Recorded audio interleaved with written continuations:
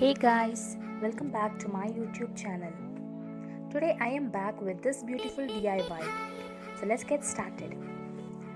We need pebbles, some artificial plant, then this starfish which I have made it with Fevicryl molded, sand and some seashells. An important thing is this jar which I have washed and cleaned and I'm using it. Now first thing is fill all the sand particles. Now once you have filled, spread it evenly by shaking the jar. So here I have spread it evenly. Now the next step is placing the shells. So you can place it randomly. Now also the pebbles which I have kept here. So I'm going to place it inside the jar.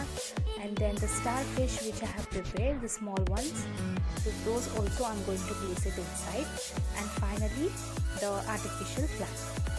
Now if you want, you can adjust it with the help of a brush. So if you want, you can. Now it looks like this, but this is not the final look. Now I am making use of a pink thread and I'm going to tie a bow. Then cut it and then close it with a golden lid. So here it is done. A beautiful DIY which we turn a old jar into a beautiful piece. You can place it on any table and decorate your house. Please do try and like and subscribe.